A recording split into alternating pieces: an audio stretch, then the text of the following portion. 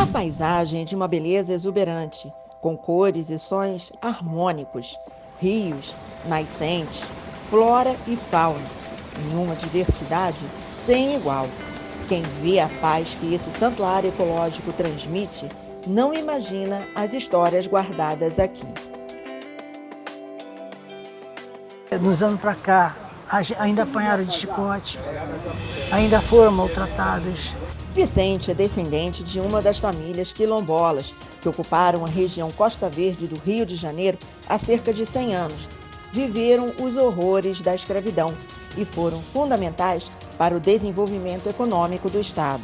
A última produção de carvão do meu pai produziu 1.500 sacos de carvão e não ganhava nada.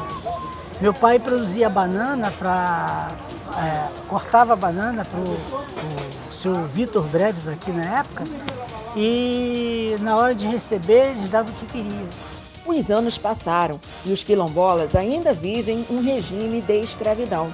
Agora, os algozes são os donos de empreiteiras que ocuparam as terras da comunidade de forma irregular e arbitrária, implantando a lei do medo através de ameaças e violência de todos os tipos. O poder público, apesar de ter conhecimento dos fatos, vem fechando os olhos para o massacre humano e do meio ambiente nessa região, considerada uma das mais importantes para o equilíbrio do ecossistema no Rio de Janeiro. O Quilombo Santa Justina Santa Isabel fica numa área de 10.000 hectares no município de Mangaratiba, no Rio de Janeiro. Aqui vivem cerca de 54 famílias que retiram da natureza tudo o que precisam para a subsistência. Em 2016, a comunidade foi certificada pela Fundação Palmares. Após a certificação da área, que fica exatamente na divisa com o condomínio Porto Belo, onde o ex-governador e agora presidiário Sérgio Cabral tinha mansão, assim como outros políticos investigados pela Operação Lava Jato, a empresa que comprou as terras da União, a Ecoinvest Desenvolvimento Empresarial, instalou porteiras para bloquear o ir e vir dos moradores e seus visitantes. A denúncia foi feita pelos quilombolas no Ministério Público Federal em Angra dos Reis. Já houve, inclusive, diligência da Polícia Federal à região. Funcionários da Prefeitura e pesquisadores do IBGE que tentaram entrar nas terras quilombolas também foram impedidos pelos seguranças da Ecoinvest. Entre eles, tem até ex-policiais militares. Um processo da Polícia Civil investiga se o caso tem relação com milícias privadas. A Ecoinvest Desenvolvimento Empresarial tem sede no número 123 da Avenida Rio Branco, no centro do Rio. Seus sócios são Pedro Paulo Meias, Klaus Ramut Schweizer e Jéssica Schweizer. No mesmo endereço funciona outra empresa, a Consultoria de Mineração Internacional Limitada, que tem no quadro societário mais 2 nomes, Gessine Francesca Lenk e Maria Luísa John Miller. Os empreiteiros têm ainda outro CNPJ em Minas Gerais, da Mineira Invest Mineração Limitada, com sede no município de Belo Vale. A Mineira Invest presta serviços portuários e fornecimento de minério de ferro e teve envolvida em 2011 em uma negociação com a MMX Mineração, empresa do Império X de Ike Batista, também investigado pela Operação Lava Jato. O contrato de 10 anos entre as marcas mirava no Superporto Sudeste, que fica no município de Itaguaí, na Costa Verde do Rio. A MMX tinha previsão de embarcar cerca de 5 milhões de toneladas de minério de ferro da Mineira Invest anualmente. Nessa época, foi anunciada a compra da Mineira Invest pela multinacional holandesa Trafigura. A notícia movimentou a Bolsa de Valores e os ânimos dos investidores.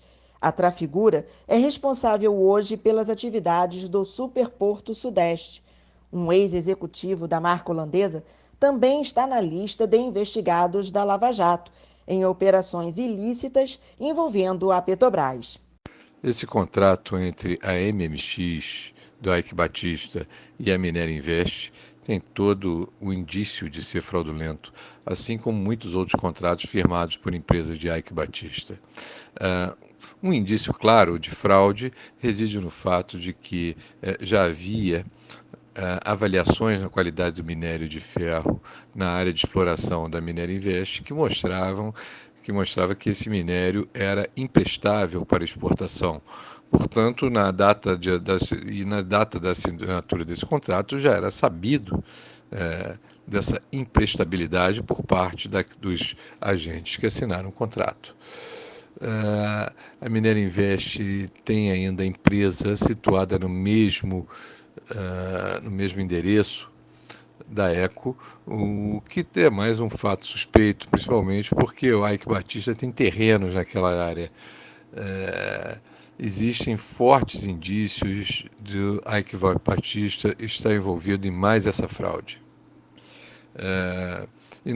Eu quero nesse ponto aqui ressaltar a importância do Judiciário de Minas Gerais para desvendar essas fraudes envolvendo a MMX.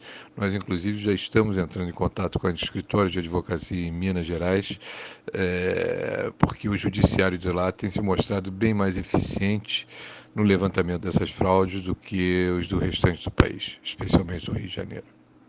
Distante cerca de 34 quilômetros do Superporto Sudeste, em Itaguaí, os quilombolas vêm lutando pelos seus direitos, especialmente o de circular livremente pelo seu território. Toda visita que chega em qualquer casa de quilombola aqui, ela é parada na porteira, ela tem que ser toda identificada, o carro, ele de certa forma ele é revistado, a pessoa não percebe, mas ele é revistado, tá? E um detalhe, a porteira fica trancada 24 horas, cadeado. Nossos idosos estão sendo tratados lá fora, porque não tem como ficar aqui dentro. A pessoa hoje de frente com isso é Marco Aurélio da Costa Bade, e que é o genro de Carlos Busato Júnior, Charlinho, que é o prefeito de Itaguaí, e que vem dificultando tudo isso. E hoje ele conta com o apoio de um ex-policial militar, que é Carlos José da Apresentação Pimenta, tá, que fica na porteira. Quando ele não fica, ele é chamado de imediato, caso tenha alguma dificuldade com a gente, né? Algum enfrentamento aqui, e é um que tem tentado implantar um certo terror dentro do quilombo, e, como retaliação, indo nas nossas áreas residenciais, nos nossos sítios, tá, e fotografando, filmando. Ele e o seu Márcio Araújo também, esse não é policial, mas é uma pessoa que anda junto com ele, junto com outro também chamado William, e o outro policial aposentado, Queiroz, tá, todos esses são do batalhão de Angra dos Reis. Eram lotados no batalhão de Angra dos Reis. Tá? E eles aqui assumem um papel de segurança. Papel de segurança. E dizem ser empregados, ser funcionários de uma empresa VIP, tá, de segurança. Sendo que a gente não conhece essa empresa e não existe nenhuma legalidade dessa empresa, nem investigação para saber de onde ela vem, de quem é realmente o dono e se existe. Ou seja, é necessário que o Ministério Público do Trabalho venha levantar isso, a Delegacia Regional do Trabalho venha fazer um levantamento e fazer uma inspeção para saber da legalidade desse trabalho. O acesso, né, é um pouco difícil, porque muitas das vezes é o controle, ameaças, assim, intimidações, para tentar realmente atrapalhar o nosso dia a dia, a nossa produção, a nossa plantação. Então nós somos ameaçados de todas as formas. Dificuldade para o plantio, que nós não podemos plantar nas áreas que nós temos posse já há muitos anos, né? A invasão da 4ª UPAM, tá, que seria a Polícia do Meio Ambiente, tá, em conivência com os grileiros aqui da região, entrando na casa dos quilombolas, procurando armas, tá? Procurando armas e tal, sem nenhuma autorização judicial, um mandado judicial para que isso possa acontecer. Então é um tipo de violação ao direito da privacidade dentro da casa de cada pessoa, tá? De cada quilombola. Não temos aqui dentro do quilombo um agente de saúde, ou seja, é uma verba federal e que nós deveríamos ter aqui, o município teria que estar executando isso. Até hoje isso não acontece, tá? Também os alunos aqui que estudam lá fora, tá, não tem o transporte escolar. O secretário de transporte é o cunhado de um dos grileiros que tentam ocupar essa área aqui, tentam tomar essa área do quilombo. Então, lógico que o relatório dele não vai ser favorável a buscar nenhum quilombola para a escola, né? Nós não temos acesso à energia elétrica, nós não temos nenhum documento que possa dizer que comprove a nossa residência, até porque a conta de luz seria interessante. Mas se nós tivermos residência, tivermos eletricidade em nossas casas, nós vamos poder produzir mais, nós vamos poder estudar, nós vamos poder facilitar a vida da comunidade quilombola Santo Agostinho de Santa Isabel. A certificação da Fundação Palmares, em 2017, dia 26, eles aprovaram o plano diretor no município de Mangaratiba. Esse plano diretor, ele toma 90% do quilombo. Ele toma 90% da área do quilombo para a construção de condomínio. Tá? Então, já vem existindo uma articulação para que tudo isso seja feito. Até então, o que nós temos conhecimento é que, na realidade, a intenção é destruir toda a água potável, acabar com toda a água potável que atende a comunidade quilombola para que ela saia desse local. Tá? E também destruir a terra que nós sempre plantamos, que sempre foi utilizado no plantio, tá? Para que a gente não possa mais produzir. E é esse socorro que a gente pede, essa ajuda que a gente precisa para que a nossa terra continue produtiva e a gente continue plantando. Ivan está preocupado com a destruição dos rios e de espécies raras de peixes e aves da região. O Marco Aurélio da Costa Abade, em nome da Ecoinvest, segundo ele, vem fazendo uma drenagem no solo, tá? Ou seja, abrindo canais que não existiam, abrindo as valas que antes eram valas, hoje são canais também com 2 metros de largura, e todos eles embocados em nascentes, tá? Em nascentes, para facilitar, para secar o solo de uma vez por todas. E também os rios, que é o Rio Gaspar, que vem lá de cima, que tem um manancial muito bonito, eles correm um grande risco hoje também, porque fizeram uma limpeza, uma dragagem no rio todinho para facilitar com que essa água saísse para o Rio do Saco, que é o rio que margeia o quilombo, né? Com isso, está indo água e areia. E essa areia está assoreando o rio do Saco. Com isso, a água que desce em quantidade no período de chuva, tá, acaba se retornando para dentro do quilombo e aí formando grandes alagamentos, coisa que não era dessa forma. Mais de 30 jacarés foram mortos com a lama do canal que eles abriram e dragaram e jogaram sobre esses jacarés, porque era um ninho de jacaré, né? Nós salvamos alguns, colocamos nesse ninho e no dia seguinte eles fizeram esse processo, tá? E eles continuam entrando em direção ao manguezal, porque a intenção deles é justamente aterrar o manguezal para construir o resort, construir os seus condomínios de luxo, tá? Aqui dentro do quilombo. A TV O Rio entrou em contato com a Ecoinvest Desenvolvimento pelos telefones e e-mail informado no cadastro da empresa na Receita Federal. Não obtivemos retorno. Ligamos para o escritório de contabilidade que atende a marca e conversamos com o proprietário, César Fernando Barbosa. Os pedidos de esclarecimento foram encaminhados para o e-mail corporativo de César e para o e-mail da Minério Invest, que foi informado por ele, na promessa de levar a demanda aos donos das empreiteiras. Até o fechamento da reportagem, não recebemos retorno e continuamos no aguardo do posicionamento dos citados na matéria. A TV O Rio acompanhou uma visita que a Comissão de Direitos Sociais e Interlocução Sociopopular da Ordem dos Advogados do Brasil, OAB-RJ, fez recentemente ao território quilombola. O objetivo foi conhecer em loco, né, essa região, esse quilombo, né, aquilo que é possível conhecer numa visita de algumas horas de um dia, né, e obviamente nos inteirarmos diretamente dos principais problemas que eles vêm enfrentando aqui. Problemas de natureza ambiental, problemas de natureza territorial, problemas de natureza social, enfim, são muitos problemas como pudemos constatar. Essa prática, né, que nós adotamos de visitar as comunidades, estar com as comunidades, ouvir as lideranças, né, interagir com as lideranças, ela é fundamental para que a gente possa se apropriar da maneira mais correta possível da realidade e fazer com que essa apropriação, esse conhecimento possa se transformar em ações de apoio, em ações de cooperação, em ações de ajuda, sempre tendo a própria comunidade, obviamente, como protagonista dessa luta, né? E qual foi o principal problema detectado aqui hoje? O principal problema dessa comunidade quilombola como outras, Brasil afora, é o problema territorial, né, a não demarcação. Né? Isso é um sofrimento, né, qual vem passando centenas de comunidades quilombolas Brasil afora, e inclusive um instrumento de opressão, né, por parte do Estado brasileiro, das elites que controlam o Estado brasileiro, em não permitir ou não adotar práticas efetivas de regularização dos territórios quilombolas. Né? Então, essa questão da territorialidade, né, da identificação territorial, da demarcação do território, ela continua sendo, nessa comunidade, assim como em outras, a questão principal, a questão fundamental. A partir daí, né, quando há demarcação, quando há titulação, as coisas começam a funcionar um pouco melhor, até porque os quilombolas passam a ter direito a políticas sociais específicas para essas comunidades, para essas pessoas. Existe um procedimento em andamento, né, de uma maneira muito letárgica, né, assim como outros, e eu acho que a nossa obrigação aqui é interagir junto aos órgãos responsáveis, sobretudo da União, para que esse procedimento possa ser agilizado da melhor maneira possível. Né? Acho que essa é a nossa principal função aqui em Doravante. Né?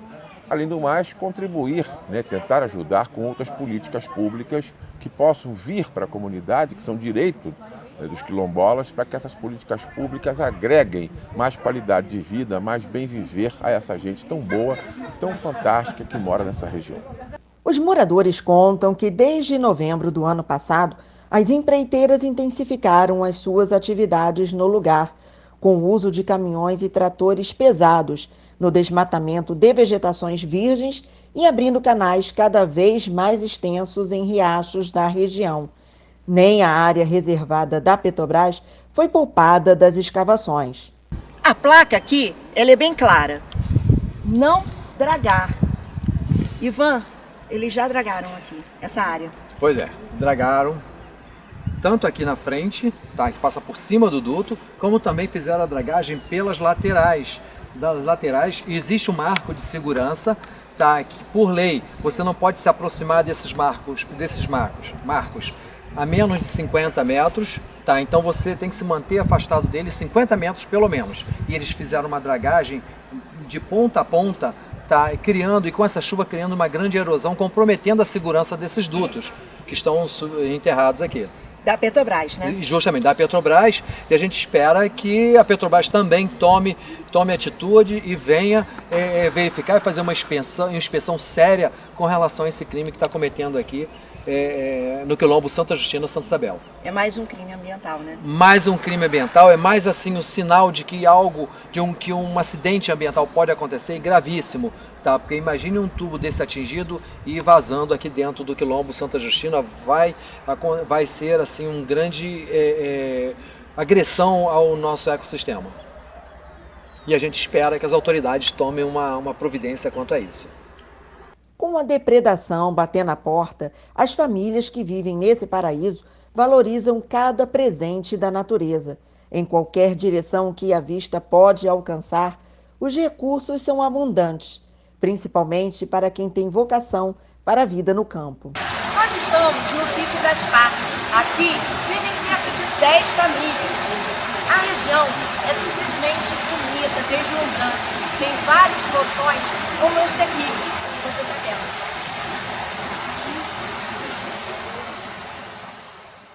Além da beleza natural, esse lugar também é cercado por mistérios que fazem parte da história dos quilombolas. Aqui nós temos muitos chamam da Mãe do Ouro, outros tratam de Mãe d'Água, os mais antigos, né? Então, e onde ela aparece realmente Nossa Senhora da Aparecida e também uma mulher grávida. Então é uma imagem muito assim interessante que chama a atenção da gente, só que sem explicação até hoje de que alguém tenha esculpido essa imagem. Tá aí até pelo tamanho dela em si. Daí a gente preserva, a gente tem um grande carinho por essa imagem, justamente por a gente não ter um conhecimento concreto de como ela surgiu, como ela apareceu nessa pedra.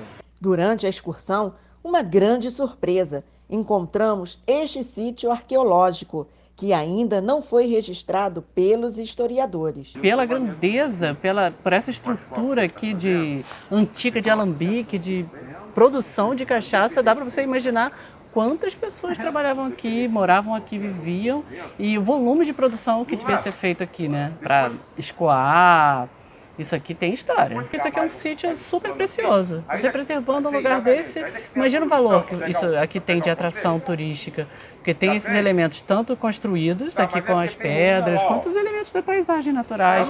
A pedra que a gente viu um pouco mais acima, que deve ter algum simbolismo para eles, entendeu? Então todo esse simbolismo, toda essa cultura, isso tem que ser preservado. Senão a história se perde, você não sabe como o território foi construído, o que uso isso daqui vai ter daqui para frente, né? Então isso aqui tem que ser preservado sim.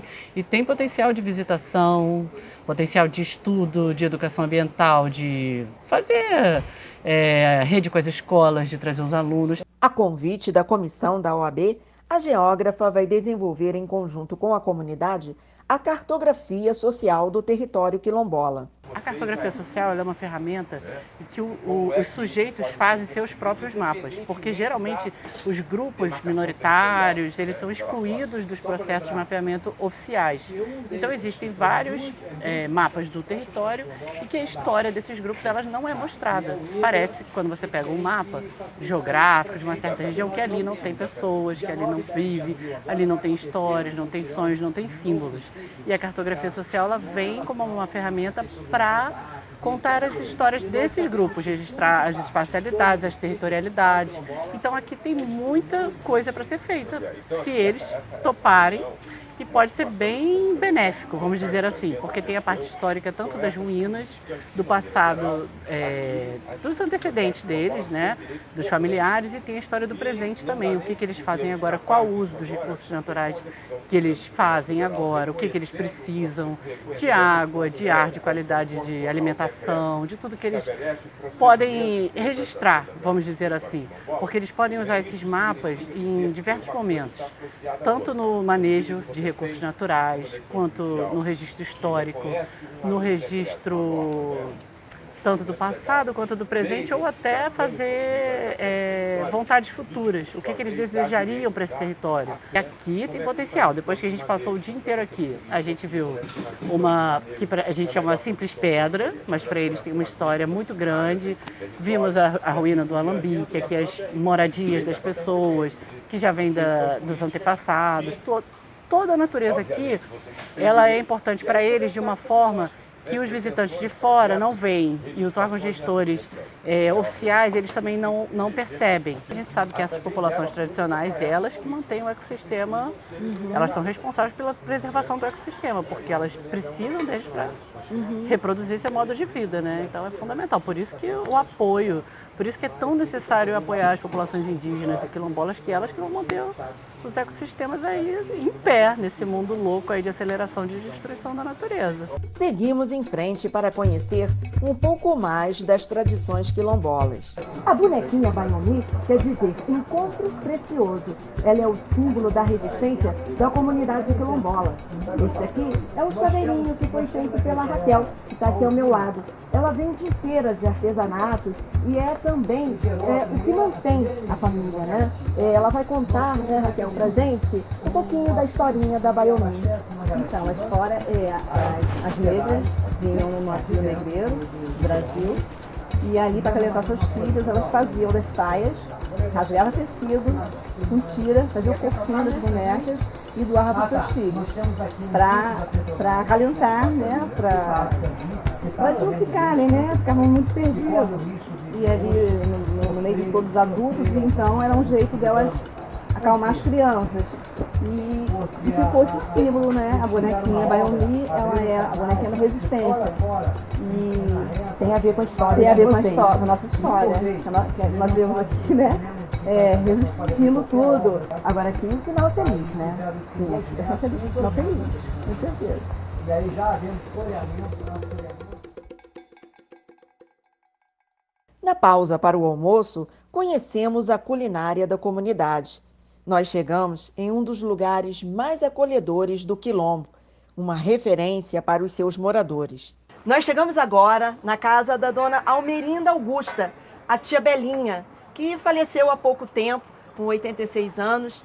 Ela morou a vida inteira nesse sítio, desde criança, faz parte da história desse lugar, né? Ela veio da colonização da Restinga de Marambaia para cá, e a família inteira hoje aqui no sítio, né? Com o Ivan e mais todos os primos. A casinha é uma casinha simples, fogãozinho a lenha, que a Maria Luísa está ali preparando uma comidinha especial que o Ivan já pediu hoje aqui para ela, né? Maria Luísa, conta aí pra gente o que tem aí de especial aí nesse fogãozinho a lenha. Ó, já foi feita uma anguta lá na mesa, agora tô fazendo uma empim, né? Tem aqui uma batata doce, que vai ser servida mais tarde, e tem ali uma fruta-pão. Fruta-pão, batata doce e empim. E a empim. Essa fruta-pão vai ser servida de que forma? Como ela vai ser preparada? Servida em forma de uma sopa, com bastante tempero, vai ser servida com bacon picadinho, vai estar um show. Quem comer vai provar. Isso tudo é colhido aqui? Tudo é colhido aqui.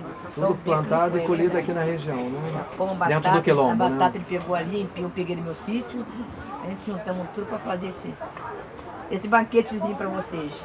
É pela preservação dessa rica cultura e da natureza que os quilombolas vêm lutando.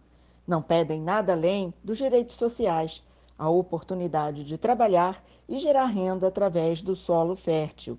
A dignidade que eles almejam compõe as peças da história do próprio país.